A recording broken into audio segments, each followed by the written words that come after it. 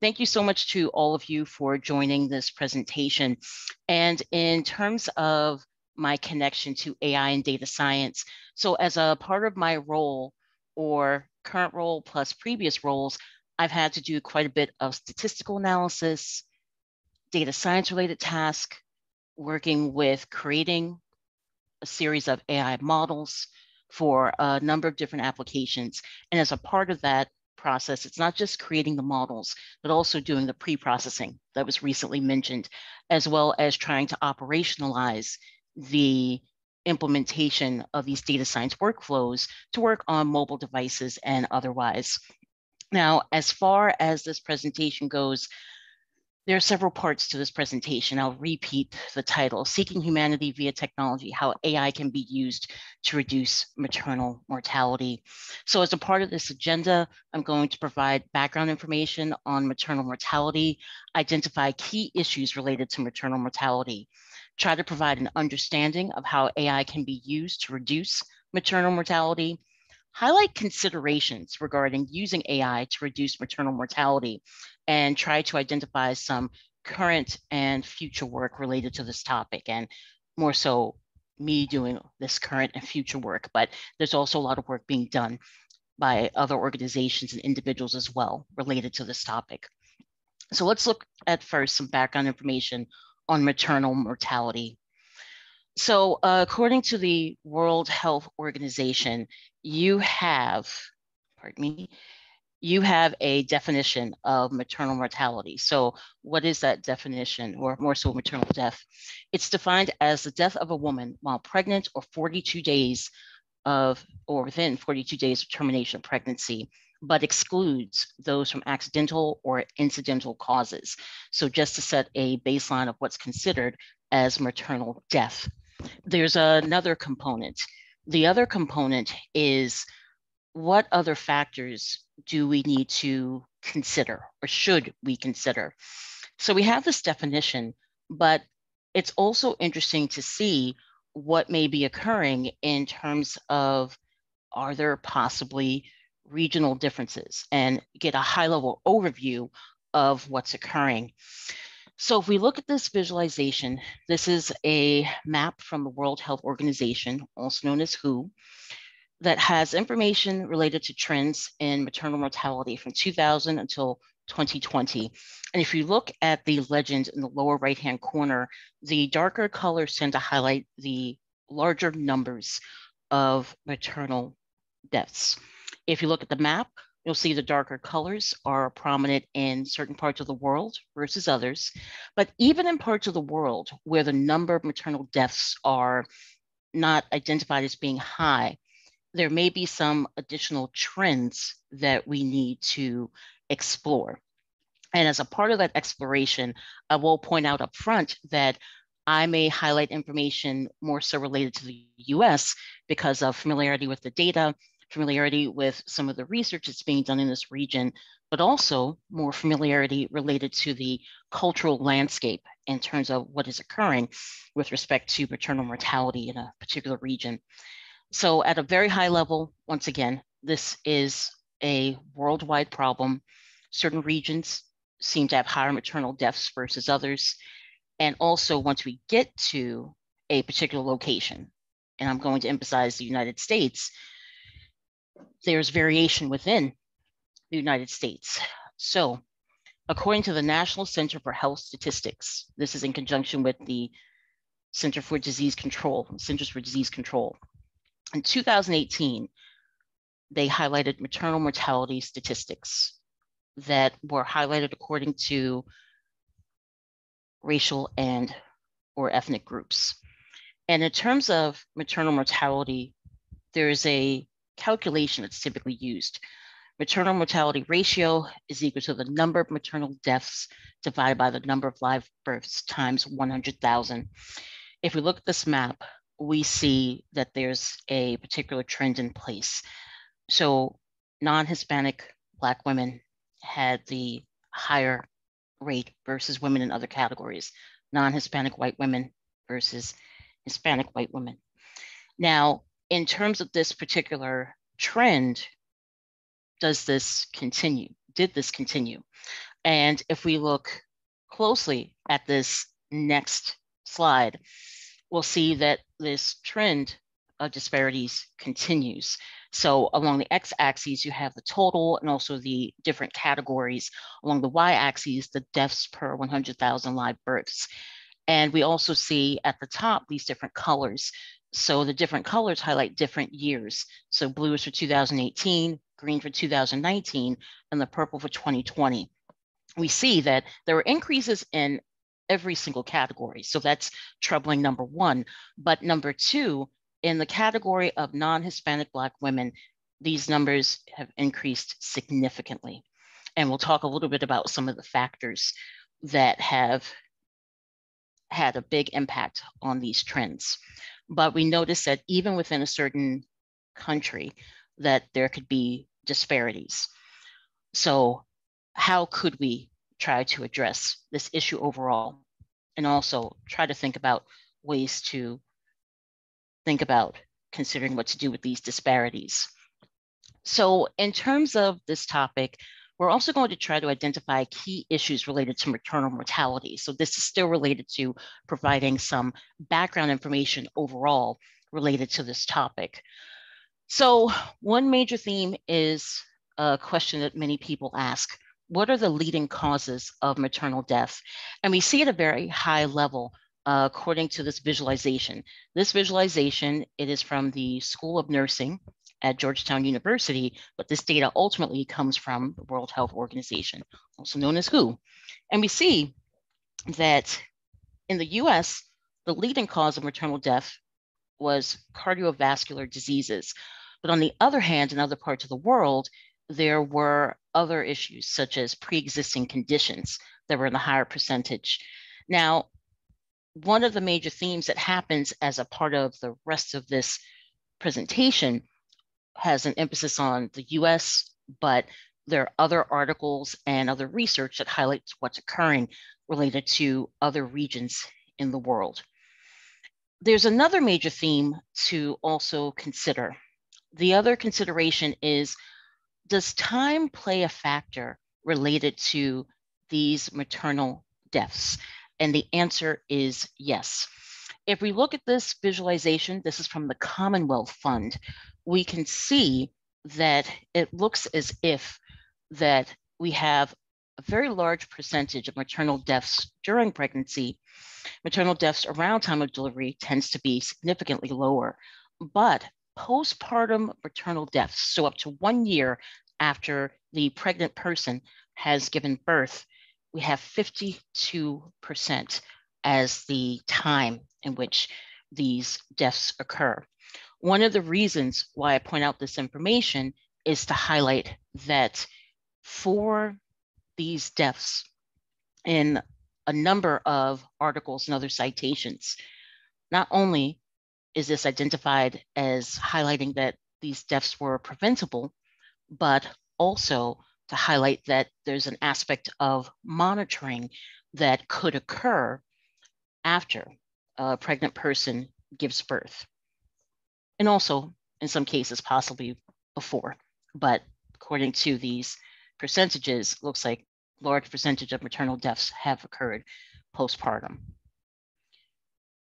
Now, how can AI be used to reduce maternal mortality? Well, let's first take a step back. So why are we discussing this in the first place? So one major theme is there are a number of trends and patterns related to maternal mortality that have been documented over the years. And with this data that's been collected from a variety of sources, this information could be analyzed where we could see trends and patterns. And perhaps there's a pathway where if certain trends are identified, then the pregnant person and possibly their support system could be alerted to try to help mitigate possible issues that could occur. So those were some ideas that were discussed quite a few years ago. We're looking in the range of at least a good 10 years ago. But now there's a shift in a lot of the research where many organizations are trying to find out how to actively use AI to reduce maternal mortality. And we'll look into the window of one of those implementations coming up next. So one major theme to consider is to think about outlining a potential workflow. And this workflow entails not just the usage of AI, but also in conjunction with other parts of technology. For example, one major theme that's been identified is the usage of wearable technology, such as, but not limited to, an Apple Watch. With an Apple Watch, you could have a number of different applications that are used in conjunction with an Apple Watch to monitor different health conditions. What these different health conditions are, we'll point out a few of them coming up soon. The next piece of the workflow is using AI to try to analyze trends and patterns to help classify data, to provide some sort of categorization of what's occurring with the collected data. Another component that's a part of the overall workflow is, what do you do with this categorization? So is this information to be shared just with the healthcare team, what's in the hospital system, or possibly otherwise? So in order to share that information, there have been a variety of different discussions. And one topic that stood out for me fairly recently was the usage of the Internet of Things, also known as IoT, that could be used to transfer and share data. Now, who this data is shared with, that is one of the topics I'll try to cover in a little more depth. But ideally, the data could be shared with the healthcare team, the pregnant person's support system, and possibly otherwise. Now, in terms of digging a little bit deeper, well, what about the data? So we're focused in on the US in terms of the data that could be collected. So 15% of the maternal deaths in the US, according to that previous post, were for cardiovascular diseases. And if we were to Google cardiovascular disease, we find a lot of information. But one of the resources that may be highlighted are common types of cardiovascular disease, and also what may occur in terms of possible symptoms. So we have high blood pressure that's identified, congestive heart failure, arrhythmia, and here are the definitions of each of them. All of these items could highlight that there are issues cardiovascular-wise with the pregnant person. Now, in terms of being able to measure this information, many times there's a suggestion to use an electrocardiogram, also known as an ECG or an EKG. And this electrocardiogram is a test that can be used to help us see what is occurring with the heart's rhythm and overall electrical activity. The way that this data is typically connected, or collected, I should say, is you have sensors connected to the skin used to detect these electrical signals produced by our heart each time it beats. And based on the results that are obtained, we should be able to identify if there are possible issues related to the heart. It could be arrhythmia that we're trying to look for, congestive heart failure. So we look at those signals for this particular data. There are some very distinct trends and patterns to identify what is considered to be normal versus there are some sort of issues. And we'll dig into that in a few more minutes. But there's another big question. So what approaches can be used and why in terms of the AI part? So many of us here, we've heard about various definitions of artificial intelligence. So this is a pathway to help us automate analyzing this data to see these trends and patterns. But there's also a decision that we can make. So do we use traditional machine learning approaches? Do we use deep learning, reinforcement learning, or possibly otherwise? And I thought that here's what I need to figure out with this application. This is a life or death scenario. And one major theme for me is to highlight, I would like to have a very high level of accuracy. In terms of the data itself, ideally, I'd like to work with a large set of data. So based on those two topics alone, I went down the deep learning pathway. Another component is for the data itself. The data that I plan to use was labeled data. We also did pre-processing in the data as well, but this is labeled, where based on the different signal signatures, we're able to tell if this is normal behavior for the heart or not. So with that in mind, I used deep learning. Now, specifically, if I'm planning to use deep learning, that also means I'm planning to work with a neural network architecture to make certain I can get these outputs of these trends and these patterns. But another series of questions may appear. So which neural network do I use? Also, in terms of the neural network, what about the hyperparameters that I'm using and possibly other items? What did I do? So in terms of what I did, so I did use a neural network, but specifically as a part of this overall AI workflow to monitor signal data. And by the way, I will share the code for this application after this presentation, is as follows. So it could take a lot of work to build and troubleshoot a neural network and also train a neural network. So a big question for me is, well, do I need to start from scratch? And I have to admit, the answer is no, we don't. There's been a lot of previous work done related to neural network architectures that could help out in this particular case. There's another component related to the overall workflow. Another component is, did I want to work with the raw signal data, or would the signal data be transformed into another format? And in this case, the signal data was transformed. Why? Because I planned to use a neural network architecture that could give me a high level of accuracy. And in fact, over time, it's performed extremely well. So my plan was to use a convolutional neural network.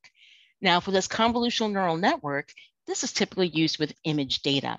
And that's where you're going to see in this topmost box, as far as this process goes, we took the signal data and had a visualization of the signal data using wavelets.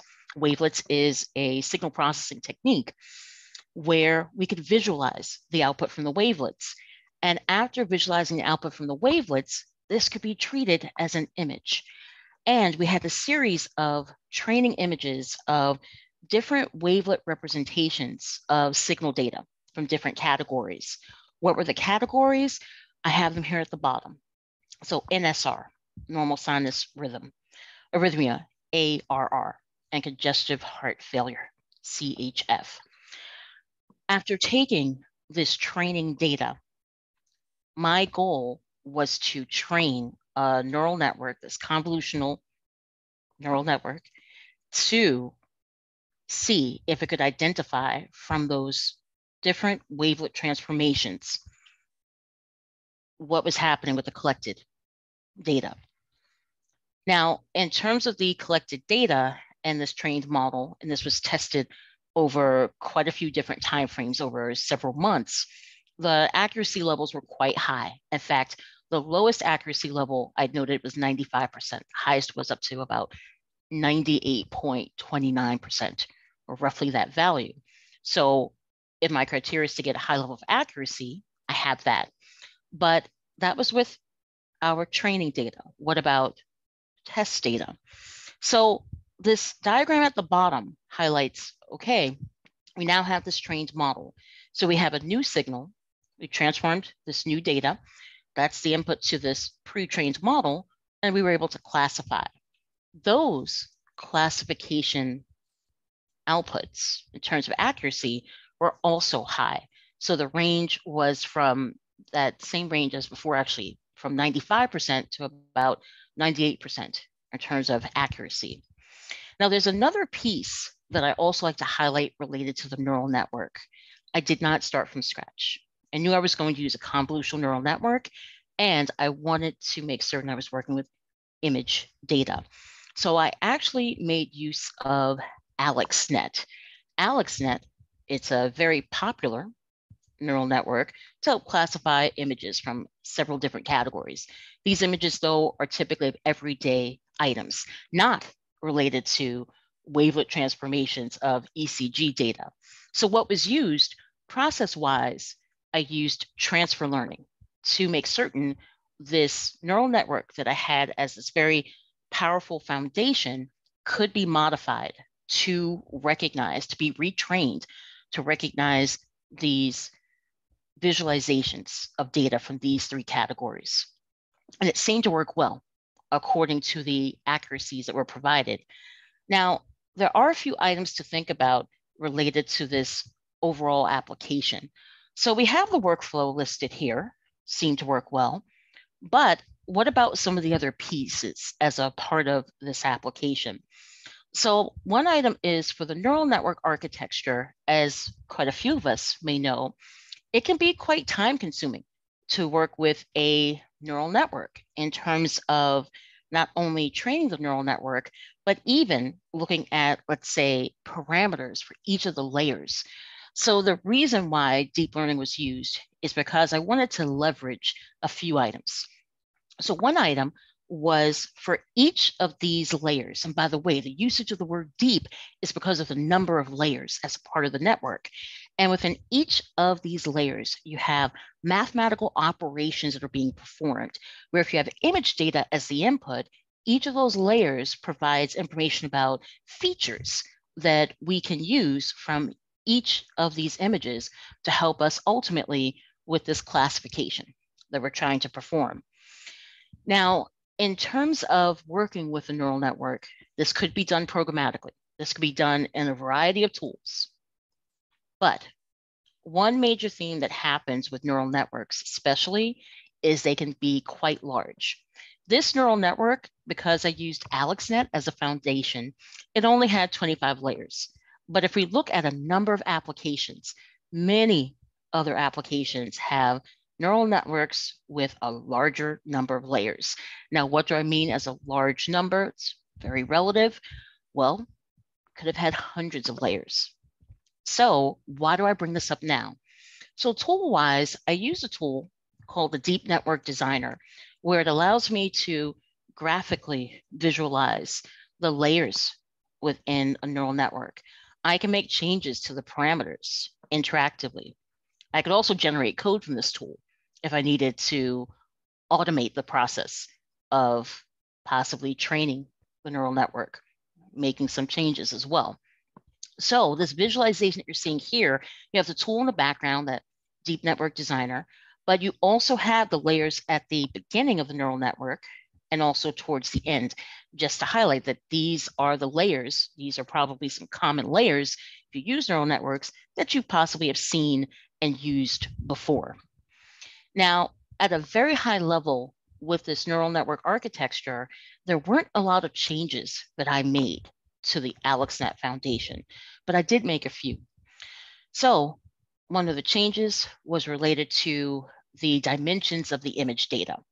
That was one set of changes based on the new set of training data I had, different set of images versus what AlexNet was originally trained on.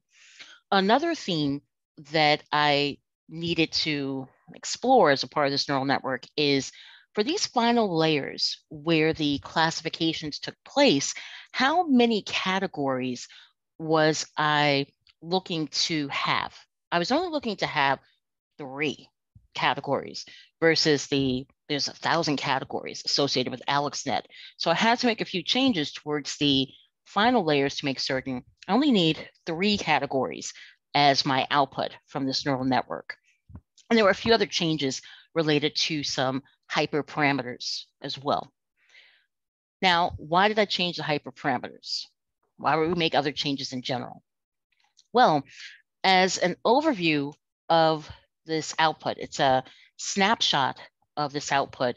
I tried to show screenshots of some of the training progress that I had during one of the recent runs for the model, and also a visualization of this confusion matrix. I'll point this out in a few minutes. But first, focusing in on that visualization where it says training progress at the top for that title, is on the right-hand side, you get an overview of some of the parameters that were used as I was training this network fairly recently. One item that you may find yourself changing where this could impact the accuracy of the results and the speed at which you would have the model trained is learning rate. See, this is the value that I happen to use at this stage. Another topic that is heavily connected to I'm going to say the training and the testing of our AI models overall is the hardware that we're using. So you may notice I was using a single CPU for the training of this network. But in terms of training networks overall, a lot of times we may want to harness the power of using a GPU. In my case, I did not. My machine happened to be fast enough, but that was also connected to the size of the data I had and a few other factors. Now, there's something else too that's happening in each of the axes. So in each of the axes, the topmost axes with the blue line, along the x-axis, you have iteration. Along the y-axis, you have accuracy of percentage. And that accuracy of percentage was related to the training data that was used to help train this neural network. And then in the lower axes, you have loss. So in terms of saying, okay, we have these recognized categories, and then we have these output categories, these classifications. What's the loss? So the red line over time, it is decreasing, showing that the loss has become minimal over time, those iterations for the training of this neural network. Now, what about the figure, the confusion matrix, when we see the title? It says this accuracy values, accuracy percentage. But what's happening within the axis itself? So on the far right-hand side, the darker the color, you have the number of images that were trained. You have this main diagonal where the higher numbers along the main diagonal. So that tells me that from the trained, so the recognized networks that we have, the recognized categories versus, for example, the categories that were there for training, it looks as if there were matches that were done for the most part between these various categories. But along the off diagonal, you tend to have these lower numbers, which highlight there didn't seem to be a lot of instances, at least with the training data at this stage, in terms of misclassifying certain signals. Now, you may notice these numbers along the main diagonal, they're relatively low because when we look a little further at the data, we didn't have an extremely large data set. Ideally, for this type of study, we should have a much larger data set, but we'll talk a little bit more about the data as well as what could occur related to the study. So could I just interrupt you for 1 second? Sure, absolutely. Back on that previous slide, we got a question about what are the 3 categories of the output? So I think someone's just asking for a little clarification on what these 3 different categories mean. Sure, absolutely. Thank you so much, Jen. So, okay, so the ARR, it's for arrhythmia.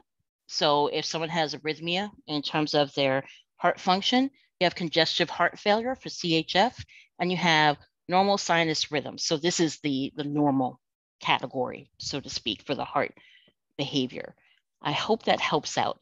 And awesome. I can also, perfect. And I can also show that slide again a little bit later for the categorizations. But yeah, so if you get any classifications for these 2 categories, that means that there were possible issues that were encountered when the data was collected.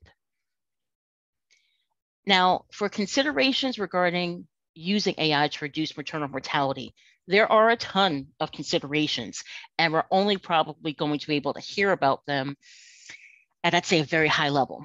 So a big question is related to data.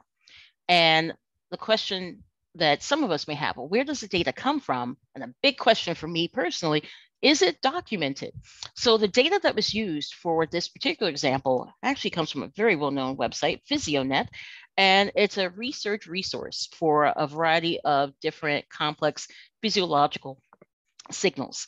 And for this particular resource, and I'll share the link after the presentation finishes, where you can get access to a variety of different types of data. And from this particular website, from one of the particular repositories, you have this data that was available: 162 EKG records, 3 classes, NSR, ARR, and CHF. So those 3 categories from not too long ago. And they also talk about information related to each of the records. Because this is signal data, one of the major themes related to signal data, just like a lot of other types of data, is the fact that you could have very noisy data. So if you do have very noisy data, it's helpful to know, for example, let's say the frequencies as a part of the signal data, where as a part of pre-processing, you may have to filter the signal data. What about this visualization though in this upper right corner?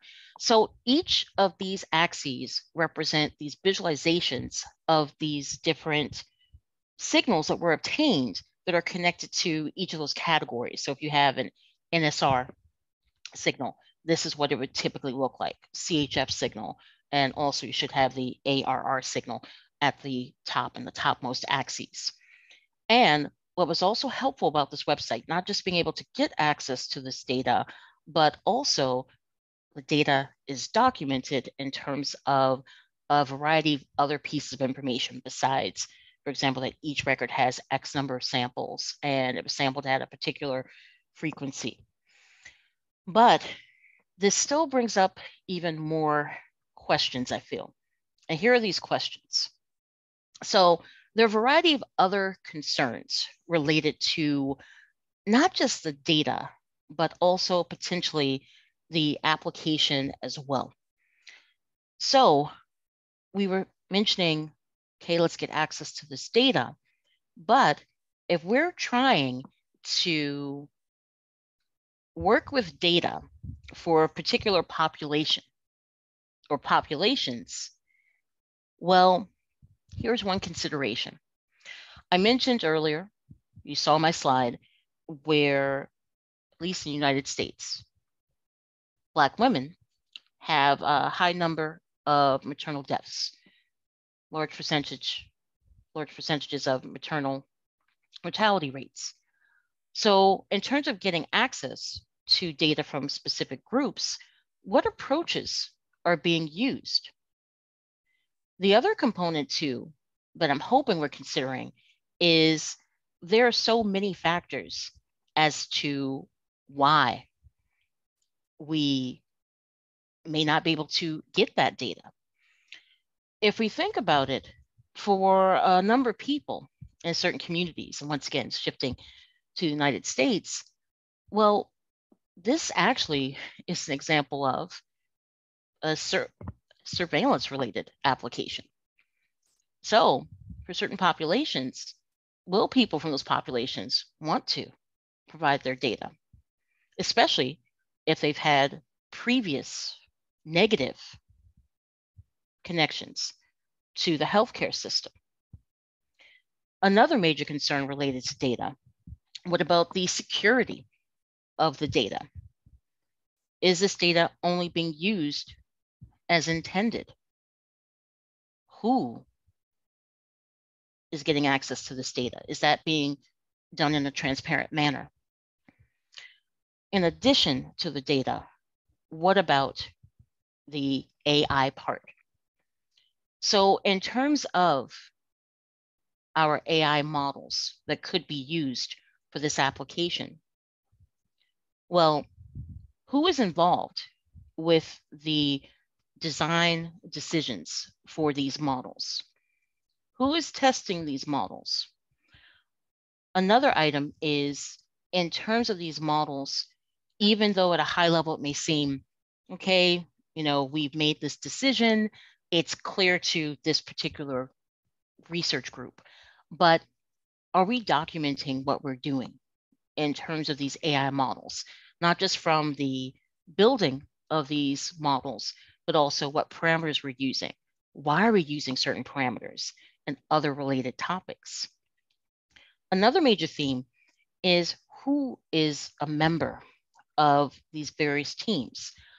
One major topic, and I'm going to read a direct quote coming up soon, is a number of teams may not be reflective of the communities that are going to be impacted, possibly by the research, possibly by the issue that's being explored.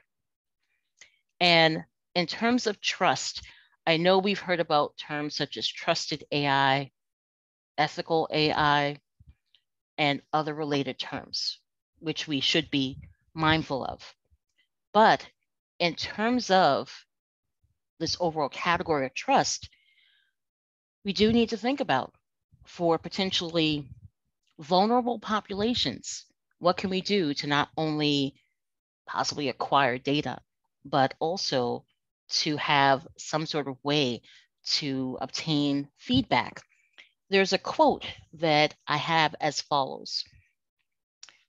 So I saw a Twitter thread recently where many individuals in this thread identified as Black.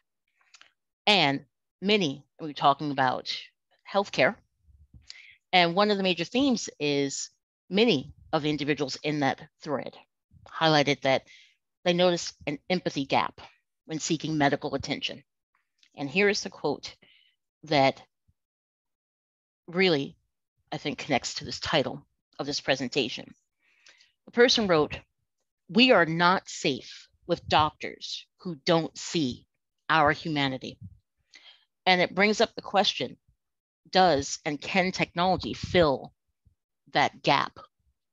Because one of the major themes that's also happened related to this topic is while being in medical facilities, individuals have worked with medical staff to say, I'm in pain or something else is occurring, talking about maternal mortality. And in some cases, individuals have not received treatment.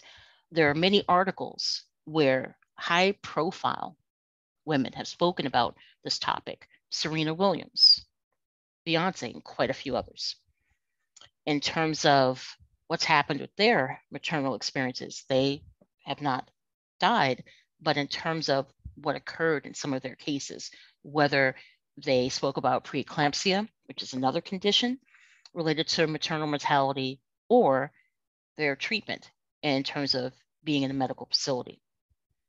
So the reason why I bring this up is because we, as a part of the WIDS community, we have the tools and techniques to acquire data, analyze data, provide results.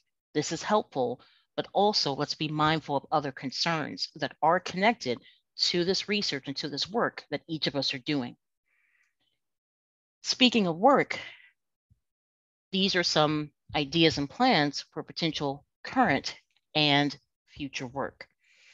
So in terms of current work, so the time frame is short term, within the next 1 year.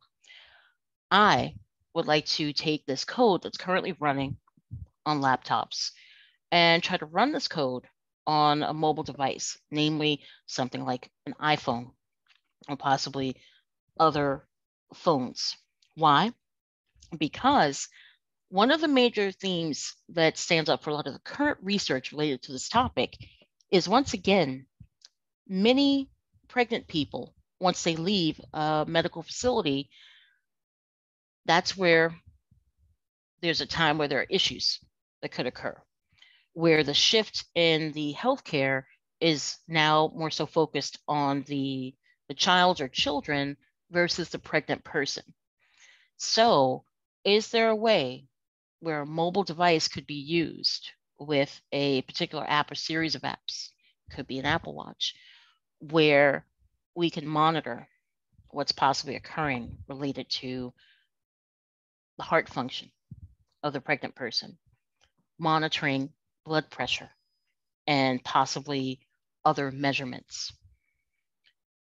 And then if there are issues that are detected, could some sort of alert be sent to the healthcare team, to the support system for the pregnant person, or possibly otherwise? So in terms of one of the next steps is to see, can this code run on a mobile device? Off of the top of my head and thinking about, the size of the neural network and a few other items, I have to admit, I'm a little skeptical, but let's see. One of the reasons I'm a little skeptical is because of, how much power is needed in terms of being able to, how much memory as well is needed to run this application on this mobile device. I believe it can happen, but I believe I also need to make changes related to the AI model that's in place and a few other settings. Now, what about even further? So future long-term work in the next 2 years and beyond. So one major theme that stands out for me is, yes, we're able to see some information where in isolation, we can look at this information related to the heart. But I also feel that we need to look at additional information to get a bigger picture of what may be occurring. So I strongly believe that natural language processing can help with this application. Why do I think that? So as a part of the overall application, there are electronic health records where, in addition to values that are being taken, numeric values, a lot of time notes are written. And I think it would be interesting to find out if you can parse through those notes in those electronic health records using natural language processing. Could we get some sort of, some people pointed out, maybe something similar to sentiment analysis to try to see, okay, in addition to these numbers, it looks like the doctor wrote these particular notes, or the healthcare professional wrote these notes in terms of, okay, this is what's happening with this person. Now that we have these measurements as well as these notes, it looks like we can help perform certain tasks or to help overall with decision making. Another item to explore. So do the results possibly change if we're going to classify raw signal data? So instead of performing that transformation using wavelets, could we just work with the signal data? Now, keep in mind, even if we're working with the signal data, we still need to pre-process that signal data, but do the results change if we're looking at working with the signal data and not some additional visualization of that signal data? I have to admit, in a few preliminary studies from other organizations, they've shown that they haven't seen too much of a difference. But one of the reasons why I'm interested is trying to reduce overhead in terms of trying to run the application overall on a mobile device. Is there one less step? Another topic. So ultimately, the neural network helps out with this high level of accuracy fairly quickly without having to maybe do too many other tasks. If I'm transferring this to a mobile device, does that also potentially mean there needs to be a shift where more traditional machine learning techniques need to be used? So that's another topic to explore for future work. And I'm sure that there are other topics as well, but these were 3 topics that stood out for me at this point in time. And before this presentation ends, I want to have us once again think about the following, especially those of us who are members of this community. So there's a quote from Dr. Timnit Gebru, and this is a quote related to a discussion that she had with an organization called AI for All. And I'm going to read this quote out loud because I think it's something that we in this community should heavily think about and consider. So the quote reads as follows: "You want people in AI who have compassion, who are thinking about social issues, who are thinking about accessibility."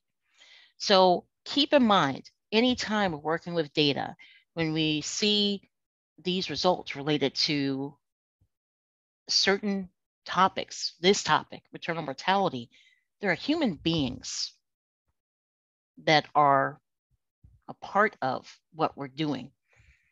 And as a part of our decision making, we should aim to be thinking about these human beings.